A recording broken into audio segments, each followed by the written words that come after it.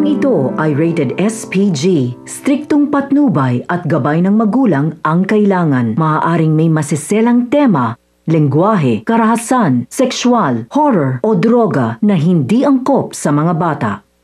Tuwang-tuwa si Olivia nang malaman niyang tatanggapin na ni Tanggol ang kanyang inaalok, pero sa isang kondisyon na umano'y tatakbo siya kapag kilala niya ang lahat niyang makakasama sa partido, yung may alam sa tungkulin na papasukin nila at mga taong marunong magsilbi sa bayan. Mabilis na sinabi ni Olivia kay Don Julio ang nais niyang tumakbo para sa isang posisyon. Nais niyang ang kanyang anak na si Inigo ang papatakbuhin bilang congressman. Ngunit laking gulat ni Olivia sa sinabi ni Tanggol na may naisip na siyang taong tatakbo para sa posisyon na iyon. Hindi sumang-ayon si Olivia kay Tanggol dahil ang gusto niyang patatakbuhin bilang congressman ay ang kanyang anak na si Inigo. Samantala, nagsisimula na ngang nangangampanya si Congressman Miguelito. Kaya naman na-interview agad siya ng media na tila nagpapabango ito, na tila nagmamalinis ito sa nakarang balita na nasangkot sila sa isyu ng mga ipinagbabawal na gamot. Habang si Tanggol naman ay nagsisimula na rin nagpaparamdam sa kanyang mga kabarangay. Natatakbo siya bilang vice mayor. Kaya naman ang una niyang nilapitan ay si chairman sa barangay ng San Dimas. Nagulat at hindi agad makapaniwala si chairman nang malaman niyang tatakbo si Tanggol bilang vice mayor ng Maynila. Sa huli ay napapayag ni Tanggol si chairman dahil na rin sa magandang hangarin ni Tanggol para sa mga taong sambayanan. At si chairman pa ang nangungunang sumisigaw sa mga tao na huwag kalimutan si Tanggol na iboto sa darating na halalan. Tuwang-tuwa naman si Roda nang makita niya si Tanggol at nalaman niyang tatakbo si Tanggol ng vice mayor. Napuno ng sigawan ang kalye ng Quiapo, habang si Olivia naman ay buong-buo ang plano niyang gagamitin ang pagkakataon na iyon. Nagpapakitang tao si Olivia para hindi mawala ang suporta ng mga tao sa kanya.